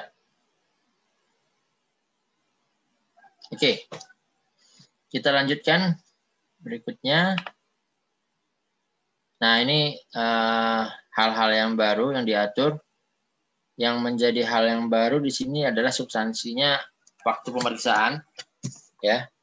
Jadi, permintaan pemeriksaannya itu diajukan 30 hari sejak diterimanya pengawasan. Jadi ada relasi antara pengawasan dan pemeriksaan. Ya. Jadi ada pengawasan relasinya. Bagi menteri yang ingin meminta adanya pemeriksaan. Ya. Nah, itu. Kemudian bagaimana terkait dengan keikutsertaan pihak lain? Nah, ini juga diatur. Ya, jadi instansi pemerintah pemeriksa dapat mengikutsertakan pihak lain ya untuk memberikan diskresi kepada si pemeriksa ya. Ya, ini yang tadi disampaikan oleh Mbak siapa tadi yang terakhir, Pak? Saya lupa. Yang nanya terakhir? Nadia, Pak. Nadia, ya oke, Mbak Nadia. Jadi ini bisa ya kesertaannya tapi dalam kerangka itu ya mendukung instansi pemeriksa. Lalu menteri ya dan pimpinan IP dapat meminta instansi pemeriksa mengikutsertakan pihak lain ya. Jadi bisa instansi pemeriksa yang mengikutsertakan atau menteri yang meminta mengikutsertakan. Ya, pihak lain di sini siapa? Ya, pemeriksa pajak, auditor BC, bea cukai, PPNS, unit bertanggung jawab terhadap PNBP atau tenaga ahli. Jadi kalau KAP tadi ada di mana? Di sini berarti KAP itu lebih ke tenaga ahlinya. Ya, kepada tenaga ahlinya, bukan kepada instansi KAP-nya itu sendiri. Gitu. Oke, lanjut. Berikutnya. Nah, hal lain yang menjadi hal yang baru adalah pemeriksaan ya sebagai tindak lanjut pengawasan menteri ya. Jadi ini hal yang baru ya. Tindak lanjut pengawasan kalau tadi kan 30 hari. Nah, proses pemeriksaan itu juga menjadi hal yang baru ya. Kemudian perhitungan PNBP secara jabatan ya.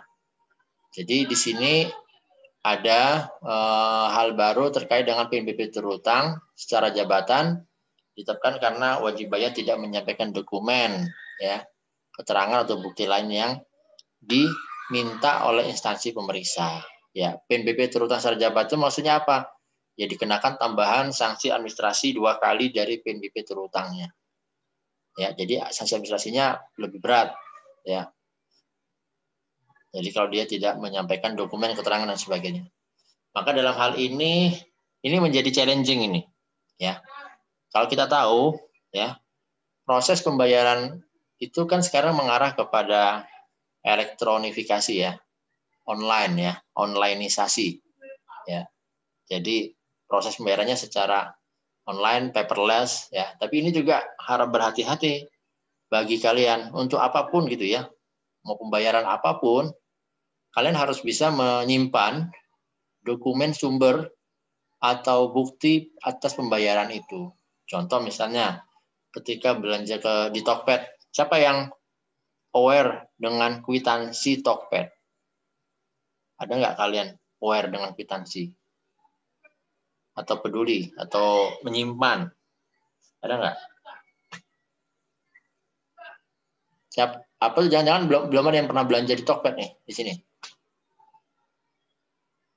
Shopee sih, Pak. Shopee, Pak.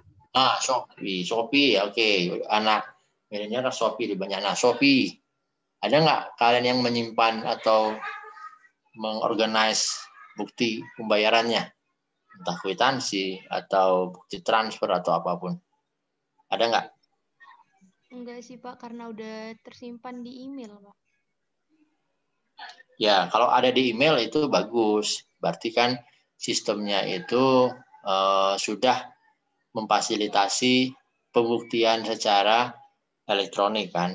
Email kan sebagai alat bukti elektronik bisa. Kalau tidak masuk email, kalau tidak bisa dicari lagi buktinya, nah itu kalian harus berhati-hati kalau ada sistem yang seperti itu, ya. Jadi kalau ada sistem seperti itu berhati-hati dan kalian harus bisa mengamankan buktinya. Karena apa? Karena kalau di kemudian hari ada sengketa atau ada semacam gugatan, kita akan habis kalau kita nggak punya alat buktinya. Gitu, ya. Saya nggak tahu kalau di Shopee, ya. Ya kalau di Tokped, sepanjang saya tahu, dia tidak ada email. Kemudian ada invoice-nya, tapi kalau misalnya sudah kita bayar, apakah invoice-nya bisa dicetak atau enggak? Nah, itu juga saya belum pernah coba cetak. Nggak tahu kalau kalian sudah ada belum. Ya, saya sih lebih seringnya bayar air gitu ya. PDAM maksud saya, bayar PDAM pakai Tokped. Nah, saya biasanya saya download hasil pembayarannya itu saya simpan. Buat apa? Nanti kalau PDAM-nya bilang belum bayar, tidak ada buktinya. Seperti itu. Misalnya PBB atau apa ya, tagihan-tagihan jasa lah ya. Nah, yang itu perlu bukti. Nah, itu kalian harus biasakan. Biasakan untuk mengelola bukti transaksi ya. Kalau sudah di internet lebih bagus. Kayak internet banking itu biasanya setiap transaksi pasti ada notifikasi di email ya. Jadi nggak perlu mengorganize. Tapi kalau untuk Tokped dan atau yang lainnya coba diperhatikan ya, seperti itu. Oke. Ya, ini itunya. Ini sebenarnya kalau kejadiannya WP tidak bisa menyampaikan dokumen keterangan yang diminta, itu namanya apes ya. Mungkin dia udah bayar, tapi tidak tercatat dalam sistem dan tidak bisa membuktikan bahwa dia sudah bayar. Kan apes kan? Sehingga dia harus bayar 2 kali jumlah PBB terutang. Apakah dia dijolimi? Bisa iya, bisa enggak. Tapi kalau tugas pemeriksa kan melakukan verifikasi. Jadi itu tugas dia. Yang justru yang di sini yang bertanggung jawab adalah instansi pengelola nih. Jolim apa enggak nih bikin sistem. Sistemnya benar apa enggak sih nih? Nah, seperti itu ya. Jadi harus agak sedikit lebih kritis. Oke. Kita lanjut. Nah, ini hal yang baru lainnya adalah sanksi. Jadi adanya sanksi ya. Jadi kalau sanksi ini terkait dengan penyampaian dokumen, tidak memberikan dokumen dengan sanksi sesuai dengan peraturan perundang-undangan yang berlaku. Ya. Nah, itu menghalang-halangi. Udah apa? Ini prinsip kata lain sengaja tidak memberikan dokumen ini bisa loh kalau kita nggak punya alat bukti, kita dianggap sengaja, apalagi kita nggak punya. Ya. Nah, itu bisa aja deliknya didorong ke sini. Ya. Kemudian ada lagi hal yang baru mengenai penyelesaian tindak lanjut RHP. Ya. Nah, LHP it's common, hal yang biasa. Saksi pemeriksa pasti bikin LHP kalau udah meriksa. Tapi penyelesaian MONEF itu tidak semuanya. Maka di RPP ini mengatur tentang MONEF penyelesaian tindak lanjut, ya. Jadi penyelesaiannya disampaikan secara berkala kepada Menteri Keuangan. Ya. Oke, ini perbandingan pemeriksaan pajak, BC, dan bea cukai. Ya. Jadi siapa yang melakukan pemeriksaan? Ya, pemeriksaan PNBP itu BPKP dan BPK ya. Nah, BPKP dan BPK. Jadi kemarin ada pertanyaan tuh waktu webinar, kalau LHP BPK bisa nggak dihitungkan lagi di adjustment atau dimintakan penyesuaian lagi? Jawabannya ya tidak bisa, karena dia kan sebagai pemeriksaan akhir. Tapi kalau BPKP bagaimana? Ya masih bisa, BPKP masih bisa, ya seperti itu. Lalu siapa yang diperiksa? PNBP lebih banyak. Inisiatif siapa? Inisiatifnya bisa dari dua pihak, menteri dan pimpinan. Tujuannya kurang lebih sama. Jenis pemeriksaannya, pemeriksaan untuk tujuan tertentu. Ya. Jangka waktunya diatur. Dan hasil pemeriksaannya berikut dengan hal-hal lainnya lah. Ya. Kewenangan penyidikan dan sebagainya. Oke. Sengketanya di PT UN. Kalau pajak itu BC di pengadilan pajak. Di PT TUN ya. Pengadilan Tinggi Tata Usaha Negara. Oke. Sampai sini ada yang ingin bertanya? Kayaknya udah habis deh materinya. Nah, ya kan? Betul. Gimana? Ada yang mau ingin bertanya kira-kira nggak?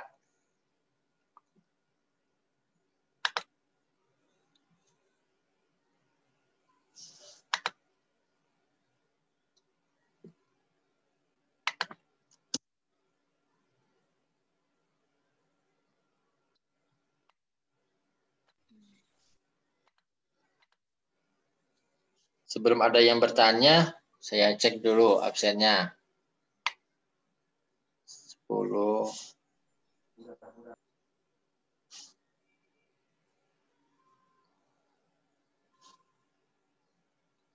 Rifani, absen berapa Rifani?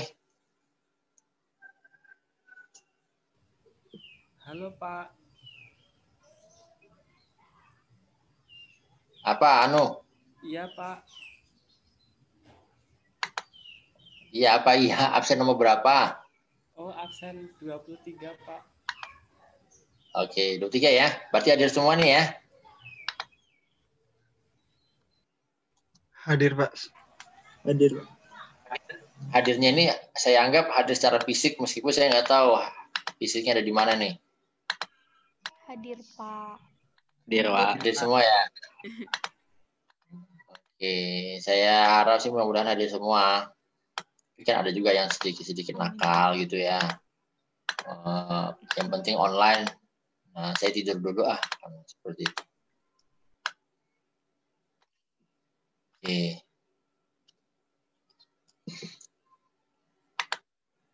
Gimana terkait dengan pemeriksaan? Kira-kira sudah bisa dipahami?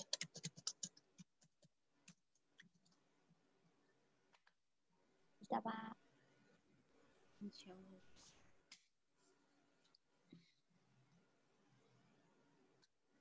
Gampang ya? Yang sulit nanti jawab soal.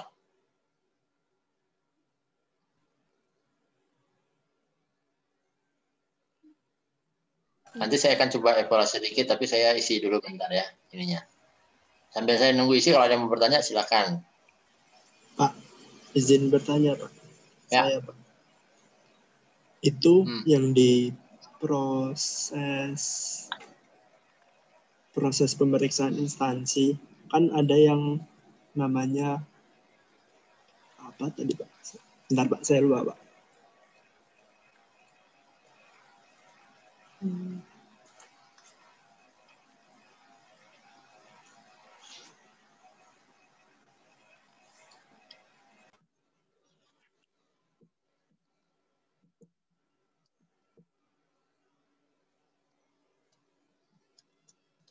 Oh, yang namanya rekomendasi, Pak. Itu bentuknya rekomendasi di mana, Pak?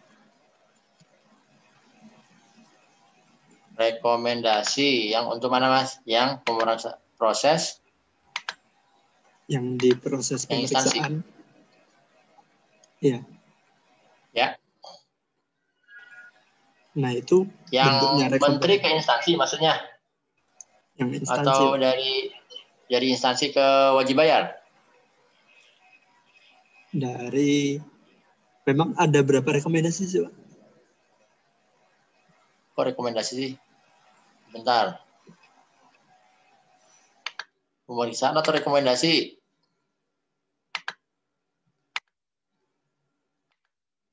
Yang mana kira-kira?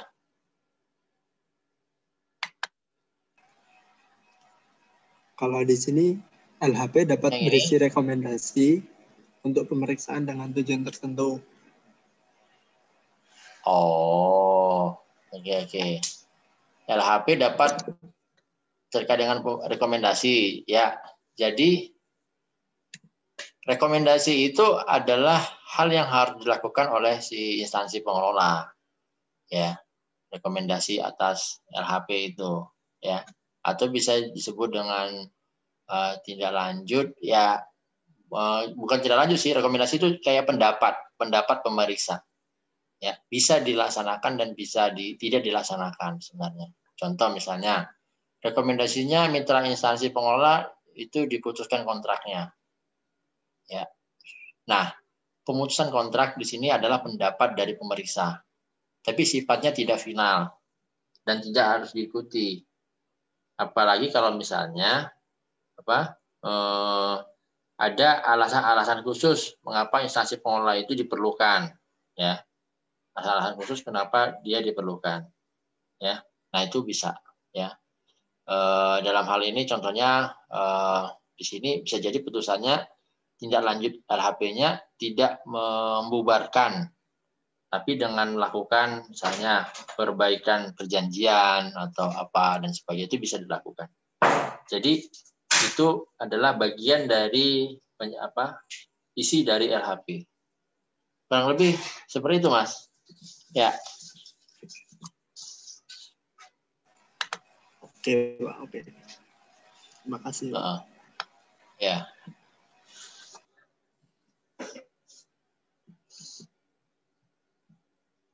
Ya. Ada lagi kira-kira yang ingin bertanya terkait dengan pemeriksaan? Sebenarnya ini banyak hal yang menarik yang bisa kita gali, ya. Contohnya misalnya tadi, kalau Menteri Keuangan itu motifnya kan pasti ada kerugian, pasti komplaimen gitu, ya. Tapi kalau instansi pemeriksa, instansi pengelola gimana? Terkait dengan si wajib bayar. Itu ada motifnya, pasti banyak motifnya, ya. Nah, itu bisa kita dalami nanti kalau misalnya kita ingin ingin melihat, ya, terkait dengan itu, ya, terkait dengan itu, dengan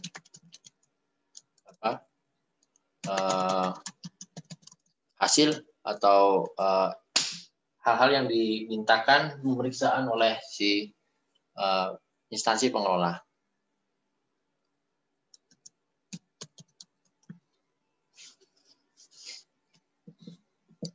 Oke, kalau nggak ada pertanyaan, ya, kalau nggak ada pertanyaan, nah saya akan melakukan tindak lanjut, ya.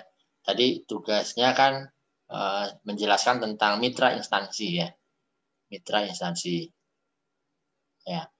Oke, nah tugas berikutnya, ini tugas yang kedua nih, ya. Tugas yang kedua, tugasnya adalah cari, ya. Tugasnya adalah cari di internet contoh LHP, biar bisa tahu nih. Contoh LHP BPK atau BPKP yang berhubungan dengan pengelolaan PNBP.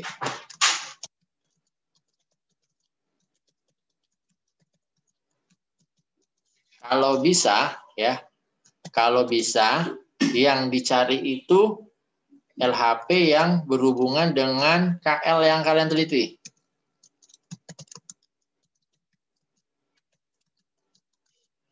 KL yang dijadikan kasus. Kelompok 1 KL-nya apa? Kelompok 1. KL-nya. Kominfo, Pak. Nah, Kominfo. Coba cari misalnya contoh LHP terkait dengan PNBP di Kominfo. Ya, cari. Ya. Nah, kalau udah dapat, ya, tugasnya adalah identifikasi. LHP itu masuk kriteria LHP mana? Nah, maksudnya bukan kriteria LHP, masuk LHP dari inisiasi mana maksudnya? Inisiasinya. Inisiasi itu maksudnya apakah yang diinisiasi permintaan dari instansi pengguna atau dari instansi pengguna terhadap instansi pengguna atau menteri, ya, menteri terhadap wajib bayar atau menteri terhadap instansi pengguna atau menteri terhadap mitra instansi pengguna. Jadi identifikasi aja dari, kan tadi kan ada beberapa ya yang terkait dengan pemeriksaan ya. Tadi hal-hal apa saja ya. Jadi menteri atau IP terhadap mitra instansi, menteri terhadap instansi, lalu menteri terhadap menteri atau IP terhadap wajib bayar. Ya. Nah, identifikasi itu. Identifikasi ya. Lalu nanti di sana pelajari ya. Apa ya latar belakang pemeriksaannya.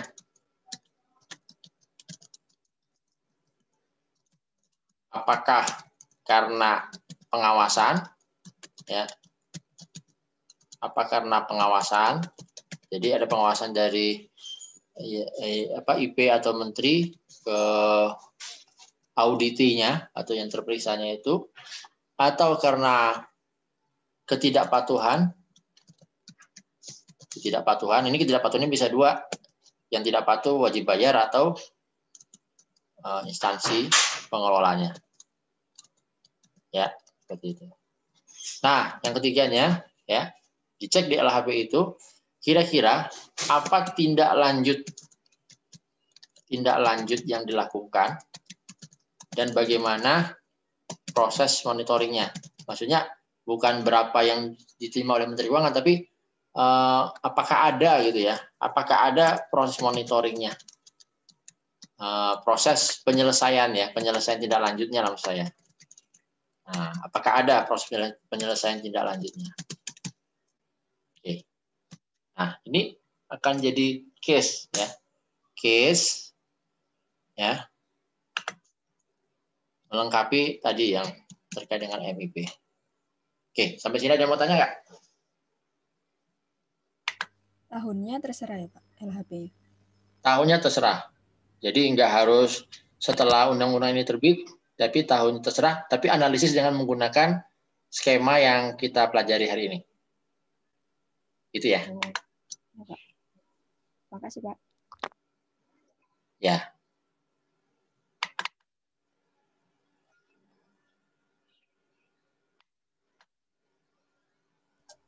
PPT-nya pakai yang lama atau yang baru, Pak? Maksudnya? Digabung sama materi sebelum UTS kemarin PPT-nya. Dibikin baru aja, nggak apa-apa. Dibikin baru biar nanti bisa dipilah-pilah gitu ya. Ini yang tentang pemeriksaan gitu, dipilah aja. PPT tentang pemeriksaan. Gitu ya.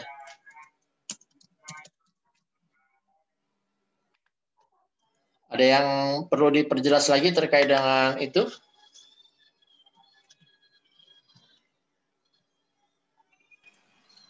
Saya izin bertanya, Pak. Yang terkait rekomendasi nanti itu dijelasin secara gamblang atau maksudnya dari dari instansi itu memberikan rekomendasi kan, Pak. Nah, itu rekomendasinya bentuknya secara Tindak lanjut. gamblang dalam Tidak lanjut. Kok rekomendasi? Tindak lanjut. Oh iya, itu Pak. Itu dijelasin secara Tindak lanjutnya gamblang itu ya kalau udah ketemu LHP-nya atau mungkin ya ada ketemu tindak lanjut LHP itu akan bisa memandu ya. Tapi kalau misalnya tidak ada, hanya LHP-nya saja, berarti diidentifikasi kira-kira tindak lanjutnya apa. Misalnya menerbitkan surat penagihan, itu untuk wajib bayar, atau misalnya melakukan koreksi administratif atau melakukan koreksi substantif atau apa. Nah, seperti itu juga bisa. Atau melakukan penagihan, misalnya menerbitkan surat penagihan atau surat penagihan yang keberapa atau melakukan pelimpahan ke PUPN. Jadi hal-hal yang ada hubungannya di PP 58 itu nanti coba digali ya. Tindak lanjutnya kurang lebih seperti itu. Ya, nanti mungkin kalau di LHP itu lebih sifatnya ke spesifik ya. Misalnya harus melakukan penagihan ke PTA. Nah, lanjutnya IP yang melakukan apa? Membuat surat penagihan ke PTA. Nah, terus proses penagihan itu gimana? Nah, dijelaskan di situ. Kurang lebih seperti itu. Itu ya.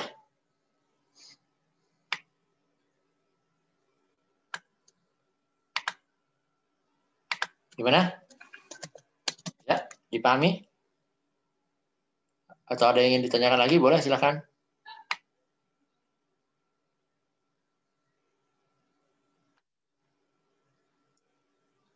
Sepertinya sudah paham nih.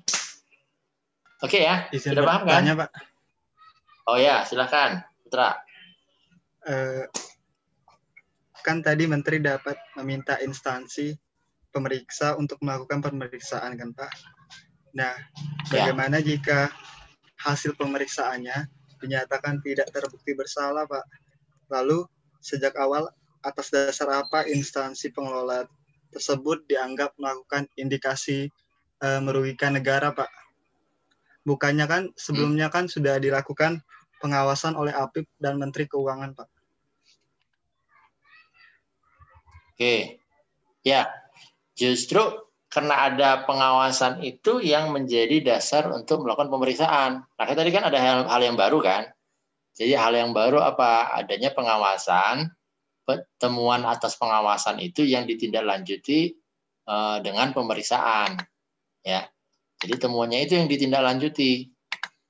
Ya, berapa hari? Ya 30 hari di situ disebutkan kan, 30 hari setelah adanya temuan di pengawasan, Menteri atau IP akan menyampaikan ke instansi pemeriksa, permintaan untuk pemeriksaan. Seperti itu. Jadi pemeriksaan itu tidak ujuk-ujuk. Jadi harus ada latar belakangnya tadi. Gitu Mas Putra. Nah Pak, indikasinya tuh proses menetapkan indikasi kerugian itu bagaimana Pak? Apa dikumpulkan bukti-buktinya dulu? Ya, itu bisa beberapa hal ya. Ya, jadi misalnya nih, saya share lagi. Saya udah share di grup ya. Materinya silahkan dibaca atau mau dilihat silahkan. Nah, tapi saya share di sini ya untuk tadi penjelasan apakah indikasi. Ya, ini ya Putra ya. Jadi indikasinya ya satu ada ketidakpatuhan. Berarti si wajib bayar ini kan untuk kasus wajib bayar. Wajib bayarnya nggak melakukan penyetoran. Ya, surat penagihannya sudah berapa kali tidak dilakukan, maka dia bisa masuk ke permintaan pemeriksaan. Atau indikasi kerugian negara atau unsur tindak pidana. Ya, kerugian negara yang tadi secara sengaja tidak melaksanakan atau misalnya menyetor tapi tidak sebesar penagihannya. Itu kan ada kerugian negara di sana. Nah, itu bisa dilakukan pemeriksaan.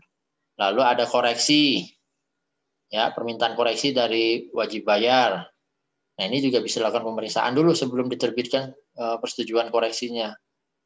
Kemudian adanya pengembalian kelebihan secara tunai. lalu adanya permohonan keringanan PNBP. Jadi semua sisi terkait dengan PNBP itu yang diserahkan wajib bayar bisa berpotensi untuk dilanjutkan ke dalam tahapan pemeriksaan. Nah, itu yang saya bilang tadi kan, kalau ini semua dilempar ke instansi pemeriksa, itu instansi pemeriksa capek akan melaksanakan ini. Mungkin nanti perlu diatur berapa nilainya. Misal nih ada indikasi kerugian negara, di sini kan tidak tahu nilainya. Kalau kerugian negaranya Rp10, masa harus diturunkan instansi pemeriksa? Bukannya cukup bisa diselesaikan oleh instansi pengelola saja. Instansi pemeriksanya hanya untuk nilainya misalnya sampai 10 juta ke atas atau 1 miliar dan sebagainya. Jadi mereka tidak seluruh sisi mereka kerjakan. Ada ruang yang itu cukup diselesaikan di instansi pengelola saja deh. Nah, harusnya ada di seperti itu terbuka.